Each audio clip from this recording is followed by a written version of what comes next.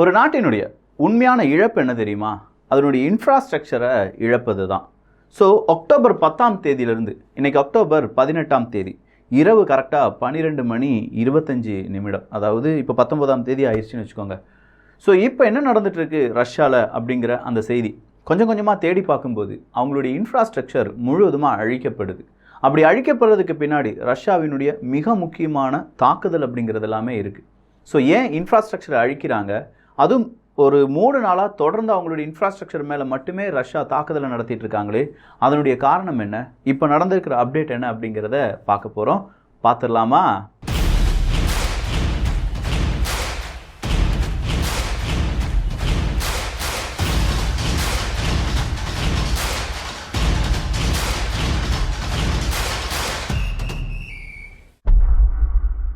Infrastructure, ஒரு நாட்டினுடைய வளர்ச்சி அப்படிங்கிறது அந்த நாட்டினுடைய இன்ஃப்ராஸ்ட்ரக்சரை பேஸ் பண்ணி தான் இருக்குது.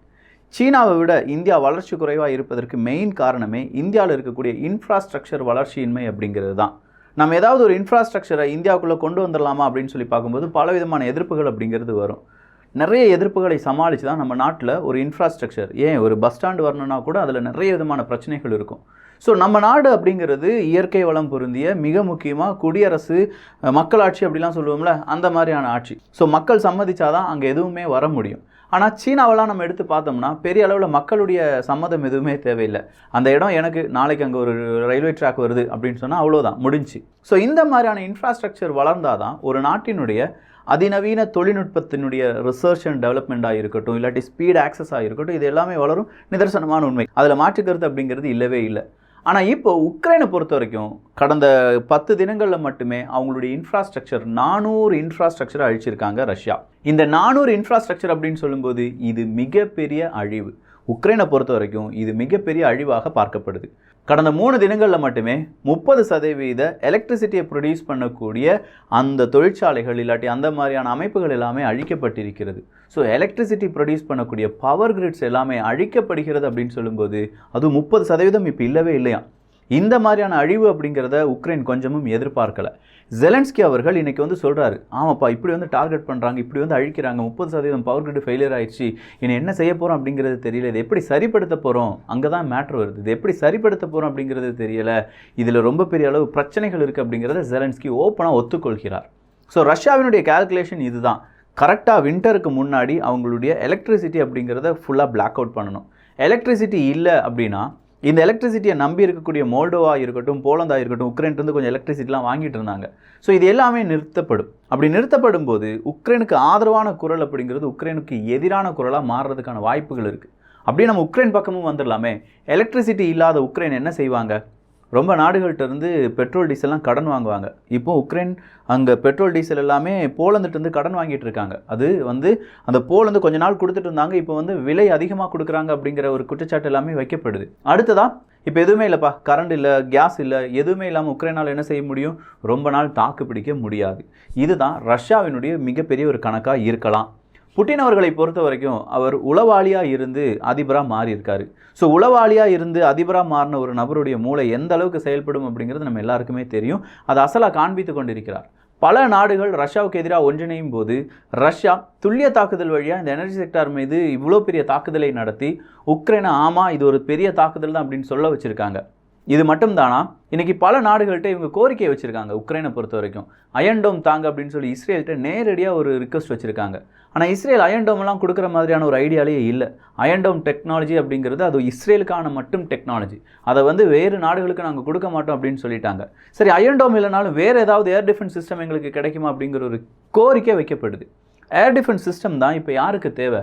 உக்ரைனுக்கு ரொம்ப பெரிய அளவில் தேவை.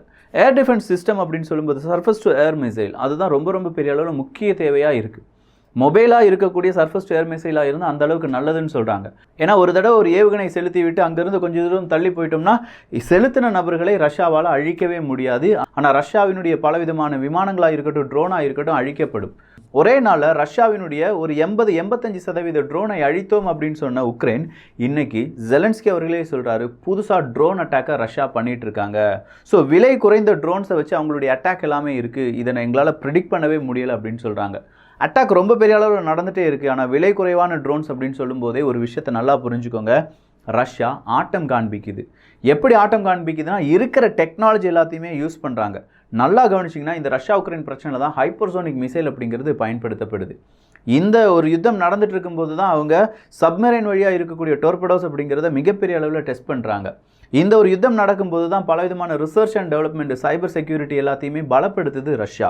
நிறைய நாடுகள் எங்கள் நாட்டினுடைய வெப்சைட்டுக்கு எதிராக ஹேக் பண்ணிட்டு இருக்காங்க, அதை எங்களால் தடுக்க முடியும் அப்படின்னு சொல்லி ரஷ்யா அங்கே தடுத்து நிறுத்தி இருக்கிறார்கள். ஸோ அந்த அளவுக்கு எல்லா டெக்னாலஜியும் இப்போ பயன்படுத்திட்டு இருக்காங்க. செகண்ட் வேர்ல்டு வாரில் எப்படி ஒவ்வொரு நாடும் அவங்கள்ட்ட இருந்த எல்லா விதமான பொருளையும் ஆயுதமாக மாற்ற முடியும்னு நினச்சாங்களோ, அதே மாதிரி ரஷ்யாவும் இப்போ இருக்கக்கூடிய ஒவ்வொரு பொருளையும் ஆயுதமாக மாற்றி உக்ரைனுக்கு எதிராக அவங்களுடைய ஆயுதத்தை பிரயோகித்து வருகிறார்கள். ஸோ உக்ரைனுக்கு இப்போ தேவை பணம், ஆயுதம். இந்த பணம் அப்படின்னு சொல்லும்போது இன்னைக்கு ஐரோப்பிய ஒன்றியம் ஒரு 2 பில்லியன் யூரோ அப்படிங்கிறத கொடுத்துருக்காங்க, உதவியாக தான் கொடுத்துருக்காங்க. அதே ஐரோப்பிய ஒன்றியம் இன்னைக்கு ஒரு விஷயத்த சொல்லியிருக்காங்க, நாங்கள் உக்ரைனுடைய உள்நாட்டு கட்டமைப்பை சீர்படுத்தி தரோம், எந்த விதமான பிரச்சனையும் இல்லாமல் சீர்படுத்தி தரோம், என்ன கிரெடிட் லைன்லாம் குறையாமல் நாங்கள் பார்த்துக்குறோம், உங்களுடைய கிரெடிட் ஸ்கோர்லாம் குறையாமல் பார்த்துக்குறோம் அப்படின்னு சொல்லியிருக்காங்க. ஸோ ஒரு நாட்டினுடைய கிரெடிட் ஸ்கோர் அப்படிங்கிறது குறைந்து விட்டது என்றால் நமக்கு இருக்குது பார்த்தீங்களா, கிரெடிட் ஸ்கோர்னு சொல்லுவாங்க, சிபில் அப்படின்னு சொல்லுவாங்க. ஒரு மனிதனுக்கு எப்படி சிபில் இருக்கோ அதே மாதிரி ஒரு நாட்டுக்கும் இந்த மாதிரி கிரெடிட் ஸ்கோர் எல்லாமே இருக்குது. அந்த நாட்டினுடைய கிரெடிட் ஸ்கோர் குறைஞ்சிருச்சுன்னா எந்த நாடும் அவங்களுக்கு கடன் கொடுக்காது. உலக வங்கியாக இருக்கட்டும், IMF இருக்கட்டும், அவங்கள பெயில் அவுட் பண்ணி எடுக்காது.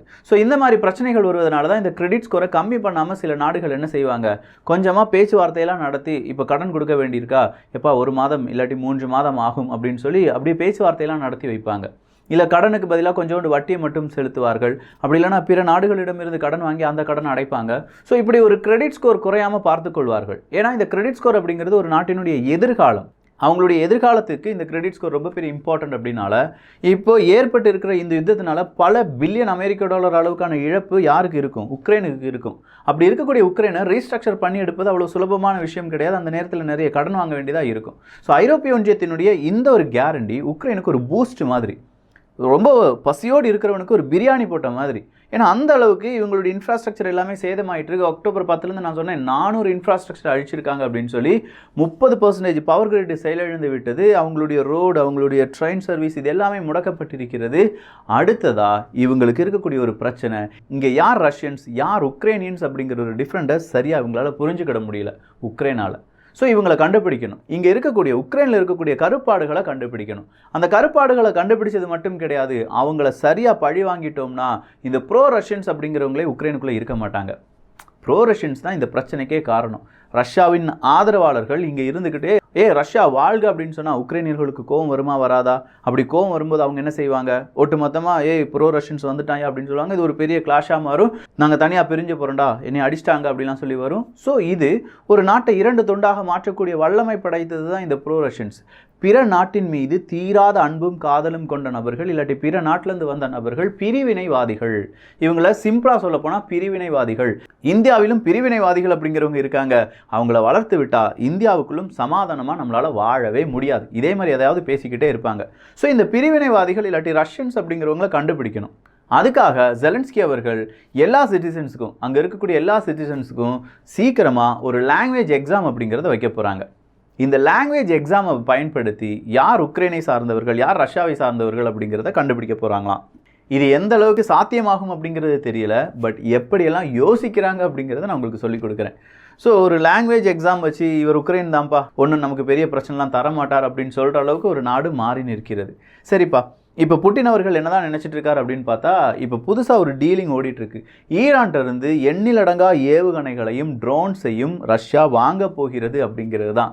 ஈரான் பல நேரங்களிலும் சொல்லிட்டாங்க, அப்படி ஒரு ஐடியாவே இல்லை, நான் கொடுக்கவே இல்லை, ட்ரோன்ஸை கொடுக்கவே இல்லைன்னு சொல்லிட்டாங்க. இன்னைக்கு அமெரிக்காட்ட ஜெலன்ஸ்கி அவர்கள் உக்ரைனுடைய இராணுவம் கேட்டிருக்கு, என்னப்பா இந்த மாதிரி ஈரானுடைய ட்ரோன்ஸ் ஏதாவது பயன்படுத்தியிருக்காங்களா, உங்களுடைய CIA ஏதாவது ரிப்போர்ட்டை கொடுத்தாங்களா அப்படிங்கிறது தான். ஸோ அமெரிக்கா சொல்லியிருக்காங்க, இல்லை, ஈரானுடைய வெப்பனை அவங்க பயன்படுத்துவதற்கான அறிகுறிகளே எங்களுக்கு தெரியலை, அதனால் இதுக்கு எதிராக எங்களால் எதுவுமே செய்ய முடியாது அப்படின்னு சொல்லிட்டாங்க. ஆனால் அதே வெள்ளை மாளிகை இன்னொரு அறிவிப்பு கொடுத்துருக்காங்க, சப்போஸ் ஒரு இராணுவ ட்ரேட் அப்படிங்கிறது, ஒரு வெப்பன் ட்ரேட் அப்படிங்கிறது ரஷ்யாவுக்கும் ஈரானுக்கும் இடையே நடந்தது என்றால் நாங்கள் என்ன செய்வோம், 2 நாட்டின் மீதும் இன்னும் பல பொருளாதார தடையை கொடுப்போம். அதுவும் இராணுவம் வெப்பன் சார்ந்த பொருளாதார தடையாக இருக்கும். அது ரொம்ப பெரிய அளவு பிரச்சனையை ஈரானுக்கும் ரஷ்யாவுக்கும் ஏற்படுத்தும். ஸோ கொஞ்சம் கேர்ஃபுல்லாக இருந்துக்கோங்க அப்படின்னு சொல்லி அமெரிக்காவினுடைய வெள்ளை மாளிகை ஒரு எச்சரிக்கையை கொடுத்துருக்காங்க. இவங்களுடைய எச்சரிக்கை இந்த 2 நாடுகளும் ஐயோ இவங்க எச்சரிக்கை கொடுத்துட்டாங்களே நம்ம வேண்டாமே ஆர்மி ட்ரேட் அப்படிலாம் எதுவுமே அப்படின்னு விட்டுருவாங்கன்னு நினைக்கிறீங்களா? இல்லை, பிளாக் மார்க்கெட் அப்படிங்கிறது ஒன்று இருக்குது. பொதுவாக இந்த பிளாக் மார்க்கெட்டை எப்போ பயன்படுத்துவாங்கன்னா பொருளாதார தடையெல்லாம் இருக்கும்போது நேரடியாக இவங்களால பிஸ்னஸ் பண்ண முடியலை. ஸோ இந்த ஈரானாக இருக்கட்டும், ரஷ்யாவாக இருக்கட்டும், சீனாவாக இருக்கட்டும், இவங்களுக்குள்ள ஒரு நெட்வொர்க் இருக்குது. அந்த நெட்வொர்க் அப்படிங்கிறது ஒரு பிளாக் மார்க்கெட் தான். ஸோ அந்த பிளாக் மார்க்கெட் வழியாக நிறைய விதமான கச்சா எண்ணெயாக இருக்கட்டும், வெப்பன்ஸாக இருக்கட்டும், இதெல்லாம் ட்ரேட் ஆகிட்டு தான் இருக்குது. இந்த ட்ரேடிங்கை யாராலையுமே எதுவுமே செய்ய முடியாது. நம்ம ஊரில் இன்றைக்கும் இந்த பிளாக் மார்க்கெட்லாம் இல்லைன்னு நம்ம நினச்சிட்டு இருக்கோமா? அங்கே கிடைக்கக்கூடிய நியாய விலை ஐட்டம்ஸ், ரேஷன் கடையில் நமக்கு அரிசி பருப்பு ஏதாவது கிடைச்சுன்னா அதை கூட பிளாக்ல விற்கிறவங்க இருக்காங்க, வெப்பன்ஸ் எல்லாம் விற்காமையாக இருப்பாங்க. ஸோ இந்த மாதிரியான ஒரு பிளாக் மார்க்கெட் அப்படிங்கிறது ரஷ்யா ஈரானில் தான் இயங்கி கொண்டு தான் இருக்குது. ஈரானும் இதுக்கு எல்லாம் ஓகே தான் சொல்லிட்டு இருக்காங்க. இந்த நேரத்தில் தான் திடீர்னு பார்த்தா வடகொரியா நான் அணு ஆயுதத்தை டெஸ்ட் பண்ண போகிறேன், அணு ஆயுதத்தை ஏந்தி செல்லக்கூடிய மிசைலை டெஸ்ட் பண்ண போகிறேன் அப்படின்னு சொல்லியிருக்காங்க. இது வேற ஒரு கலக்கத்தை அங்கே ஏற்படுத்தியிருக்கு அப்படின்னு சொல்லலாம். ஸோ எந்த பக்கமும் ஐரோப்பிய ஒன்றியத்தை பொறுத்த வரைக்கும் பவர் கிரிட் இல்லாமல் உக்ரைன் ரொம்ப கஷ்டப்பட்டுட்டு இருக்காங்க. 2 நபர்களை திடீர்னு பார்த்தா ரஷ்யா என்ன செஞ்சுட்டு போயிட்டாங்களாம், பிடிச்சிட்டு போயிட்டாங்களாம். எங்கே இருந்தவங்க அப்படின்னு சொல்லும்போது இந்த நியூக்ளியர் பவர் பிளான்ட் இருக்குது பார்த்தீங்களா, சாப்ரோசிஷியா, அங்கே இருக்கக்கூடிய மிக முக்கியமான 2 நபர்களை கைது பண்ணிட்டாங்க, அப்படியே கொண்டு போயிட்டாங்க, நாடு கடத்திட்டாங்க அப்படிங்கிற செய்தி வெளியாகி இருக்கிறது. ஸோ இன்னைக்கு வேறொரு செய்தியும் வெளியானது. சி ஆஃப் அசோவ் பகுதியில் இருக்கக்கூடிய ஒரு நகரத்தில் ரஷ்யாவினுடைய ஒரு பாம்பர் ஏர்கிராஃப்ட் அப்படிங்கிறது மோதிருச்சு. மேல் ஃபங்க்ஷன் தான் ஆயிருக்கும், அதனுடைய இயந்திர கோளாறு காரணமாக ஒரு விபத்து ஏற்பட்டிருக்கலாம் அப்படின்னு சொல்லி ரஷ்யா சொல்லியிருக்காங்க. பட் இந்த விபத்தால் 15 நபர்கள் உயிரிழந்திருக்கிறார்கள். ஸோ இந்த 15 நபர்கள் சி ஆஃப் அசோவ் பகுதிகளில் இருக்கக்கூடிய நபர்களாக இருந்ததால் இது பெரிய ஒரு சர்ச்சை ஏற்படுத்தலை. ஆனால் ரஷ்யா கொஞ்சம் கொஞ்சமாக ஃபெயில் ஆகிட்டு இருக்கு அப்படிங்கிற ஒரு செய்தியை ஊடகங்கள் வெளியிட்டு வருகின்றன. பாருங்களேன், இந்த இடத்துல வார்பிளேன் விழுந்துருச்சு, இந்த இடத்துல இந்த மாதிரியான எக்யூப்மெண்ட்ஸ் எல்லாம் சரியாக வேலை செய்யாமல் இருக்கு, நிறைய துப்பாக்கிச்சூடு எல்லாமே நடத்தப்படுகிறது அப்படின்னு சொல்லி என்டையரா ரஷ்யாக்குள்ள நடக்கிற சின்ன பிரச்சனை கூட ஓகே இங்கே ஒரு பிளவு வந்து விட்டது அப்படிங்கிறத செய்தியாக மாற்றுகிறார்கள். ஆனால் இங்கே ஐரோப்பிய ஒன்றியத்தில் ஒரு பெரிய பிளவே வந்திருக்கு. பிரான்ஸை பொறுத்த வரைக்கும் அங்கே இருக்கக்கூடிய மக்கள் போராடிட்டு இருக்காங்க. அந்த மக்களை ரொம்ப பெரிய அளவு கோபப்படுத்துகிறது பிரான்ஸில் இருக்கக்கூடிய விலையேற்றம் அப்படிங்கிறது. எப்போ கச்சா எண்ணெய்க்கெலாம் இவ்வளோ தூரம் விலையை கொடுத்து நீ வாங்கணுமா அப்படிங்கிற கேள்வியை வர பிரான்ஸினுடைய அரசாங்கத்தை பார்த்து பிரான்ஸ் மக்கள் கேட்க ஆரம்பிச்சிட்டாங்க, யூகே மக்கள் கேட்க ஆரம்பிச்சிட்டாங்க. ஸோ அங்கே இருக்கக்கூடிய ஐரோப்பாவில் இருக்கக்கூடிய நிறைய மக்கள், நிறைய நாடுகள் உக்ரைனை விட்டு கொஞ்சம் கொஞ்சமாக விலக ஆரம்பிக்கிறார்கள். அப்படி விலகும்போது என்ன நடக்கும்? ரஷ்யாவினுடைய கை ஓங்க ஆரம்பிக்கும். நம்ம சொல்கிற மாதிரி ஒரு குளிர்காலம் வந்துருச்சு அப்படின்னா பல நாடுகள் அவங்க நாட்டு மக்களுக்காக மட்டுமே மாறுவாங்க. அந்த நேரம் உக்ரைன் கைவிடப்படும். அதுதான் உக்ரைனுக்கு கிடைக்க போகும் மிகப்பெரிய ஒரு தண்டனையாக இருக்க போகுது. அந்த தண்டனையை கொடுப்பது நிச்சயமாக ரஷ்யாவாக இருக்க வாய்ப்பில்லை. அந்த தண்டனையை கொடுப்பது இவ்வளோ நாள் உக்ரைன் நம்பிக்கொண்டிருக்கும் நாடுகள் தான். ஜெலன்ஸ்கி அவர்களுக்கு ஒரு விஷயம் புரிஞ்சிருக்கும். என்னடா காசு சரியாக கிடைக்க மாட்டுக்கு, ஏர் டிஃபென்ஸ் சிஸ்டம் கேட்டோம், இஸ்ரேல்கிட்ட கேட்டோம் கிடைக்கல, ஃப்ரான்ஸ் கொஞ்சம் ஏர் டிஃபென்ஸ் சிஸ்டம் கொடுத்துருக்காங்க, ஜெர்மனி கொஞ்சம் ஏர் டிஃபென்ஸ் சிஸ்டம் கொடுத்துருக்காங்க. ஆனால் இந்த ஏர் டிஃபென்ஸை வச்சுட்டு ஏதாவது அதிக அளவு செய்ய முடியுமா அப்படின்னு பார்த்தா அங்கே இருக்கிறது ஹைப்பர்சோனிக் மிசைல்ஸ், இன்னும் பல மிசைல்ஸ் எல்லாம் ரெடியாக வச்சுட்டு இருக்காங்க ரஷ்யா. ஸோ அந்த மிசைலை தாக்கு பிடிக்கணும், இல்லாட்டி அந்த மிசைலெல்லாம் அழிக்க வேண்டும் அப்படின்னா நிச்சயமாக உக்ரைனுக்கு இன்னும் பல நாடுகள், பலம் பொருந்திய நாடுகள் அவங்களுடைய அதிநவீன ஏவுகணை எல்லாமே கொடுக்க வேண்டியதாக இருக்கும். அதை கொடுப்பாங்களா அப்படிங்கிறது தான் இங்கே கேள்வி. ஸோ 3வது பவர் ஸ்டேஷன் அப்படிங்கிறது இன்றைக்கி ரஷ்யா அழிச்சிருக்காங்க. இந்த 3வது பவர் ஸ்டேஷன் அப்படிங்கிறதுனுடைய தாக்குதல் ரொம்ப துல்லியமாக இருந்துச்சு. யாருமே எதிர்பார்க்கல இந்த இடத்துல ரஷ்யா தாக்குதல் நடத்துவாங்க அப்படிங்கிற ஒரு அறிவிப்பையும் ஜெலன்ஸ்கி அவர்கள் கொடுத்திருக்கிறார்கள். அடுத்ததாக ஸ்டார்லிங்க் தான். இப்போ ஸ்டார்லிங்க் அப்படிங்கிறது இருந்ததுனால தான் உக்ரைனில் ஐடி ஆர்மி அப்படிங்கிற ஒரு ஆர்மியை இயங்கியது. பல நாடுகளில் இருக்கக்கூடிய நபர்கள் உக்ரைனுக்குள்ளே வந்து உக்ரைனுக்கு ஆதரவாக கம்ப்யூட்டரை எடுத்து இன்டர்நெட் ஃபெசிலிட்டியை யூஸ் பண்ணி ரஷ்யாவினுடைய மிலிட்ரி சீக்ரெட் என்ன, ரஷ்யாவினுடைய அவுட் போஸ்ட் என்ன, ரஷ்யாவினுடைய மிசைல்ஸ் எங்கெங்கே இருக்குது, ரஷ்யாவினுடைய ஏர்கிராஃப்ட் எங்கெங்கே இருக்குது, இதை எல்லாத்தையும் உக்ரைனுடைய ஃபோர்ஸுக்கு அனுப்பி அதில் தாக்குதலை நடத்த வச்சாங்க. ஸோ இந்த மாதிரியான ஒரு ஐடி ஆர்மி இயங்குவதற்கு இன்டர்நெட் ஒரு கட்டத்தில் இல்லாமல் போகுது. ஸோ இன்டர்நெட் ஃபெசிலிட்டி இல்லாத உக்ரைனால் எதுவுமே செய்ய முடியாது அப்படின்னு சொல்கிற ஒரு நிலைமை வரும்போது எலன் மஸ்க் அவர்கள் வராங்க. இந்த பூமியில் யுத்தம் நடந்தாலும் சரி, இயற்கை பேரிடர் இருந்தாலும் சரி, என்னுடைய ஸ்டார்லிங்க் ஒர்க் ஆகும், இதோ உங்களுக்கு ஸ்டார்லிங்க் அப்படின்னு சொல்லி ஒரு பிரம்மாண்டத்தை அறிமுகம் செய்கிறாங்க. ஸோ கொஞ்சம் டிவைஸ் வருது, உக்ரைன் அரசாங்கம், உக்ரைன் மக்கள் அதை யூஸ் பண்ணுறாங்க. இன்னும் கொஞ்சம் டிவைஸ் கிடைக்குமான்னு கேட்குறாங்க. எலன் மஸ்க் அவர்கள் டிவைஸ் கொடுக்குறாங்க. ஆனால் இதுக்கான ஃபண்டு யார் கொடுத்துட்டு இருந்தா அப்படின்னு கேட்டால் ஸ்பேஸ் எக்ஸ் நிறுவனம் தான். ஸோ இந்த ஸ்பேஸ் எக்ஸ் நிறுவனம் கொஞ்சம் நாட்களில் சொல்கிறாங்க, இல்லைப்பா ஒரு நாளொன்றுக்கு $10 மில்லியன் அளவுக்கான செலவுகள் நாங்கள் செய்ய வேண்டியதாக இருக்குது, இதுக்கு மேலேயும் எங்களால் உக்ரைனுக்கு இந்த ஸ்டார்லிங்கான அந்த ஒரு உதவித்தொகையை கொடுக்க முடியாது அப்படின்னு சொல்கிறாங்க. ஸோ ஒரு கட்டத்தில் உதவித்தொகை கிடைக்கலன்னா வேண்டாம் நிப்பாட்டிருங்க அப்படின்னு சொல்லி எலன் மஸ்கே சொல்லும்போது அது பெரிய ஒரு சலசலப்பை ஏற்படுத்துது. எலன் மஸ்க் அவர்கள் என்ன சொல்கிறாங்கன்னா, பரவாயில்ல நமக்கு நஷ்டம் வந்தாலும் பரவாயில்ல, ஸ்டார்லிங்குக்கான அந்த ஃபண்டை கொடுத்துருங்கன்னு சொல்கிறாங்க. இல்லைப்பா ஸ்டார்லிங்க்கான ஃபண்டை நம்ம என்ன செஞ்சிடலாம், டொனேஷன் வழியாக வாங்கிடலாம் அப்படின்னு சொல்லி டொனேஷனுக்கான ஒரு பேஜ் எல்லாமே எலன் மஸ்க் அவர்கள் கிரியேட் பண்ணுறாங்க. கடைசியாக எலன் மஸ்க் அவர்கள் வெள்ளை மாளிகைக்கு ஒரு கோரிக்கையை வைக்கிறார். அமெரிக்கா ஸ்டார்லிங்க் இந்த மாதிரி நான் இப்படி உதவி பண்ணிட்டு இருக்கேன், அதுக்கு நீ ஃபண்டு கொடுத்தீங்கன்னா நல்லாயிருக்கும் அப்படின்னு சொல்கிறாங்க. இதுவும் ஒரு டாக்காக மாறுது. எதுக்கு எடுத்தாலும் இந்த மனுஷன் போய் பைசா நிற்கிறாருப்பா எலன் மஸ்க் அவர்கள். ஏன்னா நாசாவை எதிர்த்து ரொம்ப பெரிய அளவில் ஸ்பேஸ் எக்ஸ் நிறுவனத்தை கொண்டு வரும்போது கூட அமெரிக்காவிடமிருந்து கொஞ்சம் உதவித்தொகையை வாங்கினார் இதே எலன் மஸ்க் அவர்கள். ஸோ அதே மாதிரியான ஒரு உதவித்தொகை அமெரிக்காட்டிருந்து கிடைக்கும் அப்படின்னு சொல்லும்போது கொஞ்சம் எதிர்ப்புகள் வரும்போது எலன் மஸ்க் அவர்கள் அதை என்ன செஞ்சிருக்காரு, வேண்டாம் எங்களுக்கு அந்த உதவித்தொகை வேண்டாம் அப்படின்னு சொல்லிட்டு அவர் கொடுத்த மெசேஜை டிலீட் பண்ணிட்டாரு. இப்படி ஸ்டார்லிங் அப்படிங்கிறது கிடைக்குமா கிடைக்காதா அப்படிங்கிறதுக்கான கேள்வி கிடைக்கும் அப்படிங்கிறதும், ஆனால் எவ்வளவு நாட்களுக்கு கிடைக்கும் அப்படிங்கிறது கேரண்டியாக தெரியல அப்படிங்கிறதும் ஒரு அப்டேட்டாக வந்திருக்கு. டென்மார்க்கை சேர்ந்த நிறுவனம் இன்னைக்கு ஒரு அறிவிப்பை கொடுத்துருக்காங்க. நார்த் ஸ்ட்ரீமில் லீக் அப்படிங்கிறது வந்துச்சு. அந்த லீக் காரணமாக நிறைய விதமான இயற்கை எரிவாயு லீக் ஆச்சு. இதனால் ஐரோப்பாவுக்கு கேஸ் போகிறது அப்படிங்கிறது முற்றிலுமாக தடைப்பட்டது. இதுக்கு காரணம் ஒரு பவர்ஃபுல்லான ஒரு வெடி விபத்தாக இருக்கலாம். அந்த வெடி விபத்து காரணமாகத்தான் இந்த பைப்லைனில் ஓட்டை விழுந்திருக்கு, அதனால தான் லீக் வந்திருக்கு அப்படிங்கிறத கண்டுபிடிச்சிருக்காங்க. பட் இந்த வெடி விபத்துக்கு யார் காரணம், எப்போ நடந்தது அப்படிங்கிறத இன்னும் வெளியில் அவங்க சொல்லலை. அடுத்ததாக ரஷ்யாவினுடைய வெளியுறவுத்துறை அமைச்சர் சொல்லியிருக்கிற இன்னொரு வார்த்தை, ரஷ்யா நீங்கள் என்ன செய்யணும், கொஞ்சம் யோசிக்கணும், புட்டின் அவர்கள் யோசிக்கணும், நாம் வெளிநாட்டு தூதரக அதிகாரிகளை வைக்கணுமா, நம்முடைய வெளிநாட்டு தூதரகம் எல்லாமே இயங்க வேண்டுமா, அதை கொஞ்சம் நாடுகளில் மூடிடலாம்ல அப்படிங்கிறது தான்.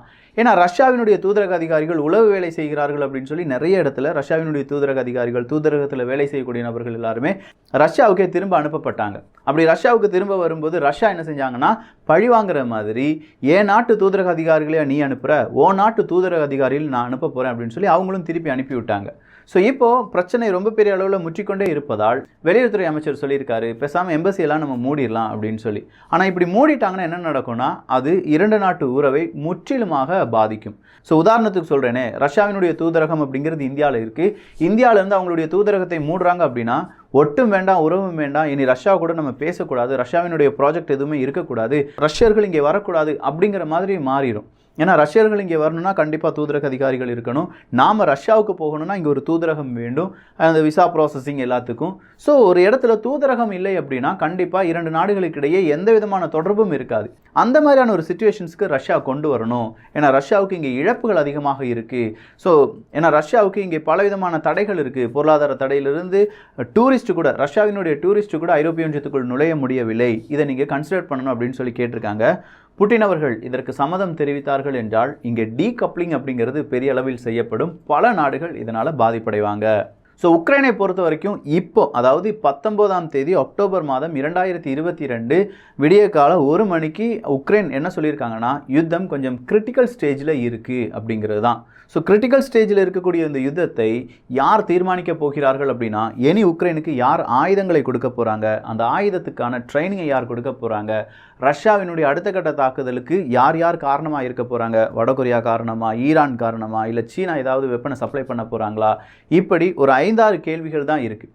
இந்த 5-6 கேள்விகளுக்கு பதில் கிடைக்கும் போது அடுத்த கட்டமாக ரஷ்யா உக்ரைன் பிரச்சனை என்ன, எங்கே போக போகுது அப்படிங்கிறத நம்மளால் கொஞ்சமாக ப்ரெடிக்ட் பண்ண முடியும். பார்க்கலாம் அந்த 5-6 கேள்விகளுக்கு எப்போது விடை கிடைக்க போகிறது அப்படின்னு சொல்லி.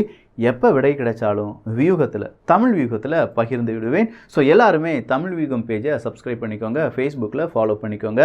facebook.com/IAM தமிழ் பொக்கிஷம். நல்லதை பகிர்ந்து நல்ல சமுதாயத்தை உருவாக்குவோம். நன்றி, வணக்கம்.